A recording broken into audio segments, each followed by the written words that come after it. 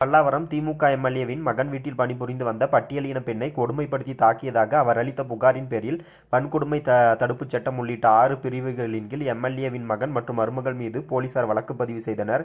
இதனால் திமுக எம்எல்ஏ கருணாநிதியின் மகன் மற்றும் மருமகள் இருவரும் தலைமறைவாகினர். தலைமறைவான இருவரையும் திமுக அரசு பாதுகாப்பதாக குற்றம் சாட்டிய அதிமுக தரப்பு குற்றவாளிகளை கைது செய்து உரிய நடவடிக்கை எடுக்க வேண்டும் என வலியுறுத்தி கண்டன ஆர்ப்பாட்டம் நடத்தப்போவதாக தெரிவித்திருந்தது. அதனைத் தொடர்ந்து தலைமறைவாக இருவரும் திமுக எம்எல்ஏவின் மகள் மற்றும் மருமகள் இருவரையும் தனிப்படை போலீசார் ஆந்திராவில் வைத்து கைது செய்தனர்.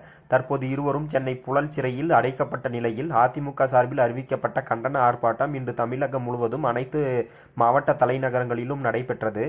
அதன்படி கிருஷ்ணகிரி மாவட்டத்தில் நடைபெற்ற கண்டன ஆர்ப்பாட்டத்தை முன்னாள் அமைச்சரும் அதிமுக துணை பொதுச் செயலாளருமான KP முனுசாமி தலைமையில் தாங்கி நடத்தி வைத்தார். இந்த கண்டன ஆர்ப்பாட்டத்தில் கலந்து கொண்ட அதிமுகவினர் திமுக துணை பொதுச் செயலாளரும் நீலகிரி தொகுதி நாடாளுமன்ற உறுப்பினருமான ராசாவின் உருவபொம்மையை எரித்த விவகாரம் பெரும் சர்ச்சையை கிளப்பியுள்ளது. சமீபத்தில் திமுக சார்பில் நடைபெற்ற மொழிப்போர் தியாகிகள் பொதுக்கூட்டத்தில் ராசா மறைந்த முன்னாள் முதலமைச்சர் MGR குறித்து கடுமையான வார்த்தைகளால் விமர்சனம் செய்திருந்தார். இதற்கு அதிமுக தரப்பில் கண்டனம் வலுத்த நிலையில் இன்று கிருஷ்ணகிரியில் நடைபெற்ற கண்டன ஆர்ப்பாட்டத்தின் போது ராசாவின் உருவபொம்மை செருப்பால் அடித்த அதிமுகவினர் அதனை தீயிட்டு கொளுத்தினர். இதனால் அப்பகுதியில் பதற்றம் தொற்றிக் கொண்டது. இதனால் திமுகவினரிடையே ஒரு மிகப்பெரிய பரபரப்பும் கொந்தளிப்பும் ஏற்பட்டுள்ளது.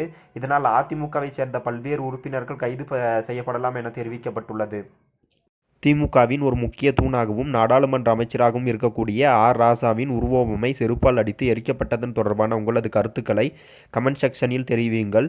மேலும் இதுபோன்ற அரசியல் வீடியோக்களை தொடர்ந்து காண நமது சேனலை சப்ஸ்கிரைப் செய்து கொள்ளுங்கள். நன்றி, வணக்கம்.